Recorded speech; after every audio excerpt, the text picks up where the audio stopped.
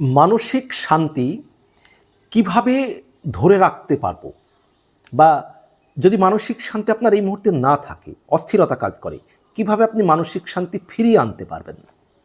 আপনি কিভাবে একটা সুন্দর নির্মল মানসিক শান্তি উপলব্ধি করতে পারবেন, অনুভব করতে পারবেন, সেটা আমি আজকের ভিডিওতে আলোচনা করব। সম্পূর্ণ শুনবেন এবং আপনাদের গুরুত্বপূর্ণ মতামত অবশ্যই জানাবেন। আমরা এই জটিল পৃথিবীতে বসবাস করি। এই পৃথিবীতে সুখ আছে, আনন্দ আছে, প্রেম আছে, ভালোবাসা আছে, তেমনই দুঃখ আছে, বেদনা আছে, প্রবঞ্চনা আছে, আপনাকে ঠকানোর জন্য প্রতারক আছে, আপনার উপরে আঘাত আসবে, বেদনা আসবে, আনন্দ, সুখ, প্রেম, ভালোবাসা সব কিছু আছে পৃথিবীতে, সব কিছুই আসবে। কিন্তু আপনার যখন কোনো দুঃখ আসবে, কষ্ট আসবে, ব্যর্থতা আসবে, সেই পরিস্থিতিতেও আপনি নিজের মনকে কিভাবে শান্ত রাখবেন, কিভাবে মানসিক শান্তি বজায় রাখবেন, তখন আপনাকে একটা জিনিস খেয়াল করতে হবে যে আমাদের প্রত্যেকের ভিতরে একটা অসাধারণ শক্তি রয়েছে। সেই শক্তিকে আপনাকে, আমাকে, সবাইকে উপলব্ধি করতে হবে এবং আমাদেরকে কৃতজ্ঞ থাকতে হবে মহান সৃষ্টিকর্তার প্রতি, মহান সৃষ্টিকর্তার প্রতি, আল্লাহর প্রতি, ভগবানের প্রতি। আমরা যে যে ধর্মের মানুষ, সৃষ্টিকর্তার প্রতি আমাদের কৃতজ্ঞ থাকতে হবে। এবং এই সৃষ্টিকর্তা আমাদেরকে একটা সুন্দর চেতনা দিয়েছেন, বিবেক দিয়েছেন, বুদ্ধি দিয়েছেন, আমাদেরকে হাত দিয়েছেন, পা দিয়েছেন, কর্মক্ষমতা দিয়েছেন।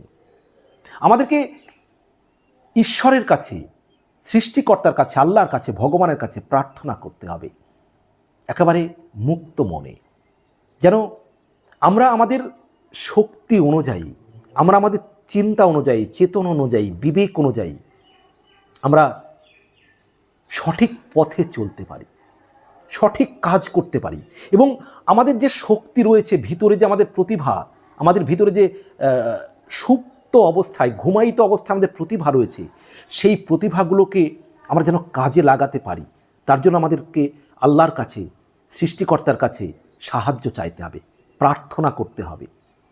এবং পরিস্থিতি যদি কখনো আমাদের প্রতিকূল হয়, সেই প্রতিকূল পরিস্থিতিতেও যেন আমরা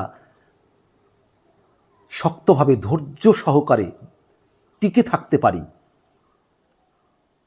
লড়াই করতে পারি, এগিয়ে যেতে পারি, সেই প্রার্থনা আমাদের সৃষ্টিকর্তার কাছে করতে হবে, আল্লাহর কাছে করতে হবে, ভগবানের কাছে করতে হবে। এবং সেই যে সৃষ্টিকর্তা আমাদের চিন্তা দিয়েছেন, চেতনা দিয়েছেন, বিবেক দিয়েছেন, কর্মক্ষমতা দিয়েছেন, সেটাকে সম্বল করে আমাদের কর্মের জগতে এগিয়ে যেতে হবে, আমাদেরকে কর্ম করতে হবে,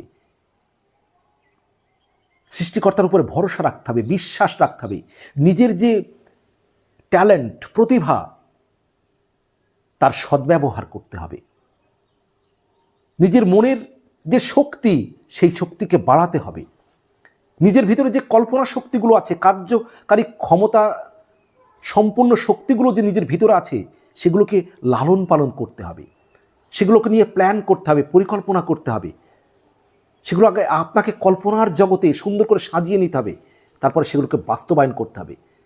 আর সেগুলো করার সময় নিজের উপরে ভরসা রাখতে হবে, সৃষ্টিকর্তার উপরে ভরসা রাখতে হবে এবং সবসময় ধৈর্যশীল হতে হবে।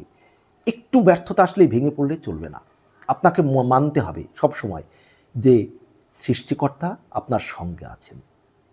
সাময়িক একটু ব্যর্থ হয়েছেন, কিন্তু ঠিক আপনি যদি সঠিকভাবে পরিশ্রম করেন, সঠিক পরিকল্পনা অনুযায়ী এগিয়ে চলেন, সৃষ্টিকর্তা আপনাকে পথ দেখাবেন, দিশা দেখাবেন।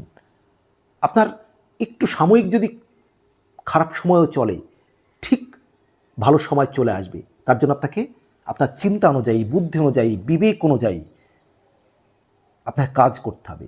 সৃষ্টিকর্তা যে আপনার মধ্যে বিবেক দিয়েছেন, আপনাকে সৃষ্টি করেছেন, শুধু তাই নয়, আপনার মধ্যে বিবেক দিয়েছেন, চিন্তা দিয়েছেন, চেতনা দিয়েছেন, আপনার ভাগ্যকে গড়ে নেওয়ার স্বাধীনতা দিয়েছেন।